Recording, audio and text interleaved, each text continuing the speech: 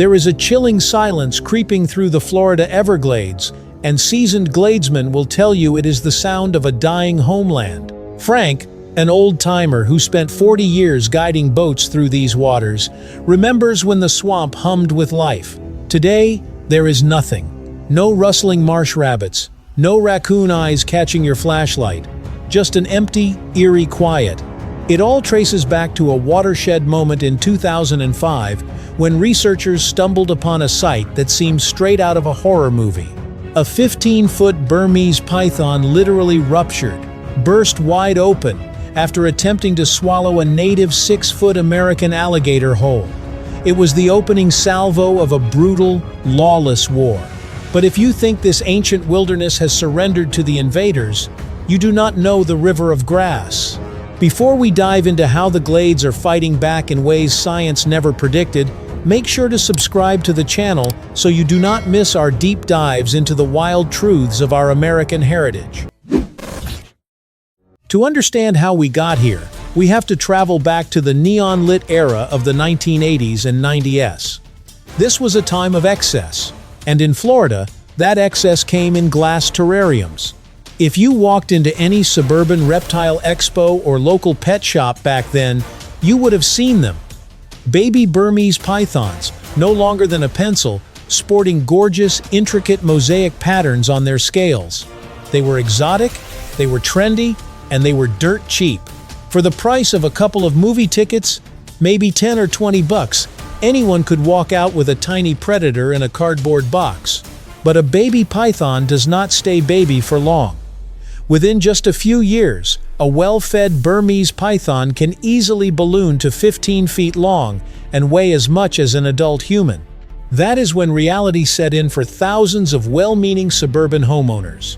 Suddenly, that cute little hatchling was a muscular giant that required whole frozen rabbits for dinner and a custom-built enclosure that took up half the living room. Where are you watching this video from? Please tell us your country or city in the comments and let's explore together. Faced with a creature they could no longer handle, many pet owners made a decision driven by misguided compassion.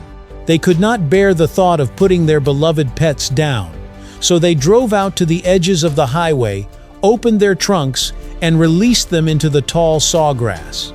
They genuinely believed they were performing an act of mercy, giving these magnificent animals a chance at a free life in the wild. They had no idea they were releasing a biological time bomb into one of the most fragile ecosystems on the planet. As if this slow trickle of abandoned pets was not enough, nature decided to accelerate the disaster in the summer of 1992. On August 24, Hurricane Andrew, a catastrophic Category 5 monster, slammed into southern Florida with sustained winds of 165 miles per hour. It shredded neighborhoods, flattened forests, and completely demolished a major exotic wildlife breeding facility located right on the doorstep of the Everglades. In the chaos of the storm, hundreds of young, highly adaptable pythons were swept out of their broken enclosures and scattered directly into the flooded marshes. For a long time, skeptics argued that a few scattered pet trade escapees could not possibly establish a self-sustaining population in the American wild. But modern science has shattered that skepticism. With hard, undeniable genetic data, researchers recently mapped the DNA of the Everglades python population, and the results were stunning. Despite numbering in the hundreds of thousands today, these snakes share an incredibly narrow genetic pool. The data suggests that this massive, destructive army actually descended from a tiny founder group of fewer than 60 original individuals. Those original 60 found themselves in what can only be described as an ecological jackpot. The Everglades was not just a substitute home, it was a paradise far superior to their native habitats in Southeast Asia.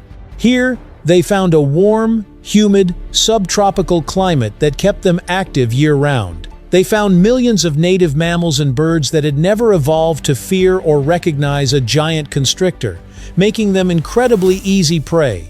Most importantly, the pythons stepped into a world completely devoid of their natural enemies. Back home, young pythons are kept in check by kings, cobras, birds of prey, leopards, and tigers.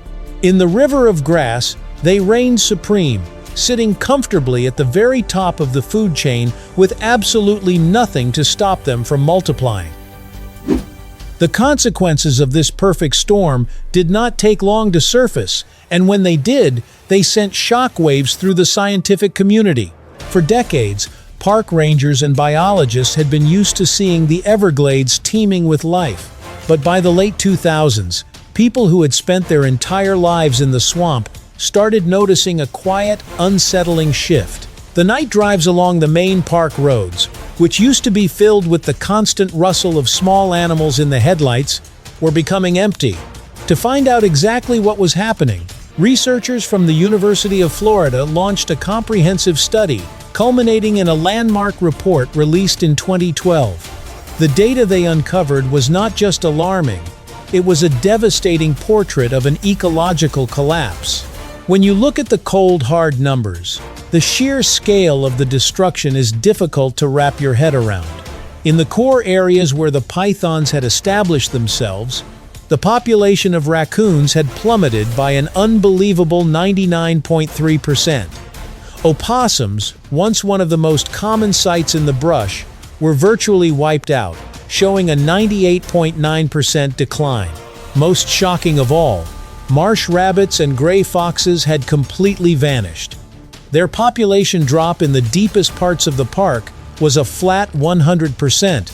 It was a clean sweep, a silent massacre carried out by an invisible army of apex predators that hunted with absolute cold-blooded efficiency. This level of destruction does not just stop at the animals being eaten. In nature, everything is connected by invisible, delicate threads, and snapping one thread sends a violent shudder through the entire web. This is the butterfly effect in its darkest form. Take the legendary Florida panther, for example. There are only a couple hundred of these magnificent, highly endangered big cats left in the wild, and they are fighting for survival on a daily basis. Historically, a younger panther or a mother raising cubs could rely on smaller, easier prey like marsh rabbits to get by without expending too much energy. But with those small mammals completely erased from the landscape by the pythons, the panthers have been forced to adapt. Now, they have to expend twice as much energy roaming vast distances just to hunt down larger, more dangerous prey like white-tailed deer. In a world where every calorie counts, forcing a highly endangered predator to work twice as hard for its dinner is a recipe for disaster. Yet, as the food web shattered, the Everglades responded with a twist so bizarre and deeply ironic that even the most experienced biologists could not have predicted it. It is a harsh, bittersweet paradox of nature. For generations, one of the biggest threats to the beautiful wading birds of the Everglades, like the majestic snowy egrets and wood storks, was the native raccoon. Raccoons are clever, agile tree climbers, and they made a habit of raiding bird nesting colonies, devouring eggs and defenseless chicks by the thousands. But when the Burmese pythons practically wiped the raccoons off the map, they unwittingly threw a lifeline to the birds. With their primary nest raiders gone, the wading birds suddenly experienced a massive, historic surge in nesting success. Their eggs were hatching at record rates because their oldest enemy had been eaten by an even bigger monster. It is a grim, complicated reality that makes you step back and marvel at how the natural world tries to balance itself. The pythons did not intend to protect the birds, they were just eating everything in sight. But in doing so, they rewrote the rules of the swamp, creating a strange new world where a foreign invader became an accidental guardian of the skies by obliterating the native thieves of the earth. This is the chaotic, unpredictable battlefield that the Everglades has become, a place where survival is no longer about harmony, but about adapting to a landscape that is shifting beneath every creature's feet. When you realize the sheer scale of this ecological disaster, the obvious question is, why do not we just go in there and hunt them all down? Well, we tried. Every year, Florida hosts the Florida Python Challenge, a high-profile, state-backed hunting tournament. It draws thousands of hopeful participants, from highly experienced, rugged backcountry trackers to enthusiastic amateurs armed with flashlights and heavy boots. The media coverage is massive, and the energy is palpable. But when the dust settles and the tournament ends, the numbers tell a sobering story. Out of hundreds of thousands of pythons estimated to be hiding in the wilderness, these massive efforts usually net only a couple hundred snakes. It is an honest, commendable effort, but in reality, it is just a drop in an ocean of grass. The truth is, humans are largely restricted to the levees, roadsides, and shallow marsh edges. We simply cannot navigate the impenetrable, razor-sharp sawgrass and deep, muddy cypress domes where these predators rule.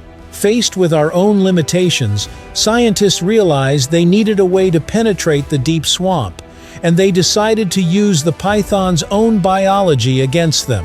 This led to the creation of a high-tech espionage program featuring scout snakes, or what biologists grimly call Judas snakes. The process is incredibly clever. Wildlife teams capture large, mature male pythons, take them to a lab, and surgically implant small radio transmitters and GPS trackers under their skin. Once they recover, these males are released back into the wild.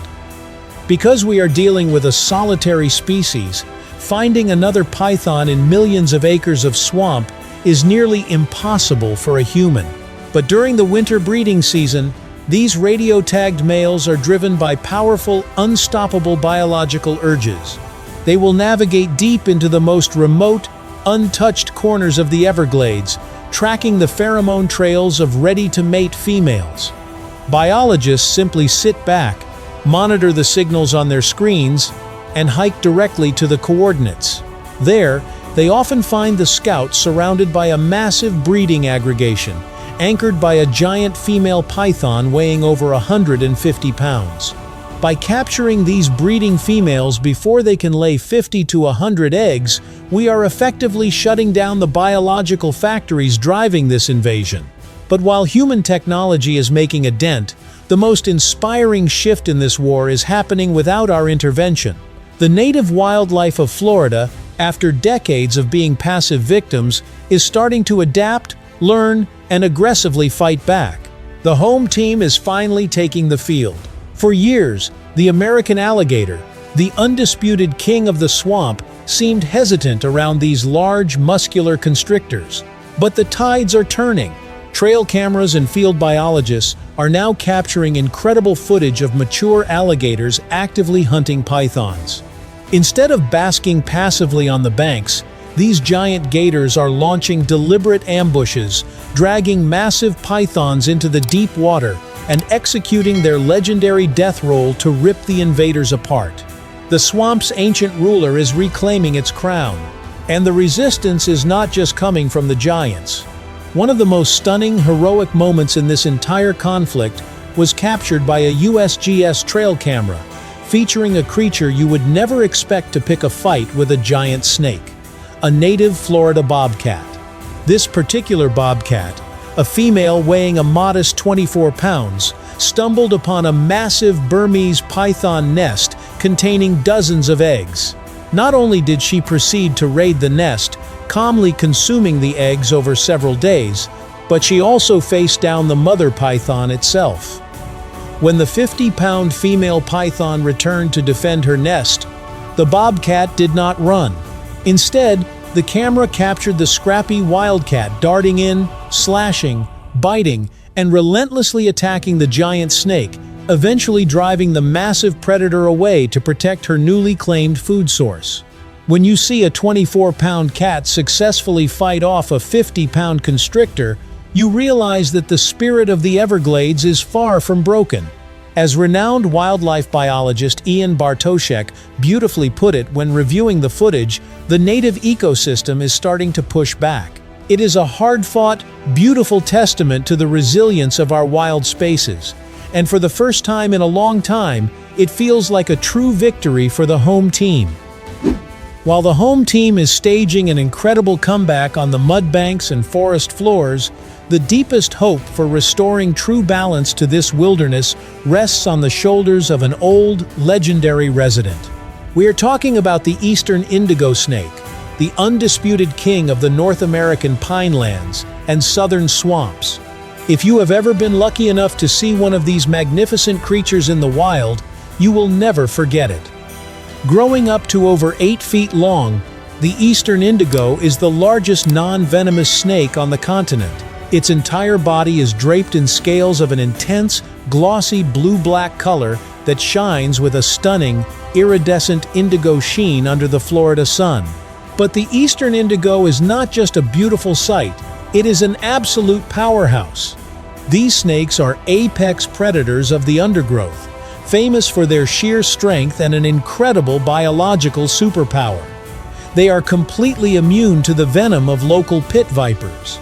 An indigo snake will actively hunt down, overpower, and swallow massive eastern diamondback rattlesnakes and cottonmouths for breakfast. For a long time, they were the ultimate enforcers of balance in the southern ecosystems. Tragically, by 1978, decades of habitat fragmentation and human encroachment had driven the eastern indigo to local extinction in the northern reaches of its Florida range. The king was gone, leaving a massive power vacuum that the invading pythons eventually exploited.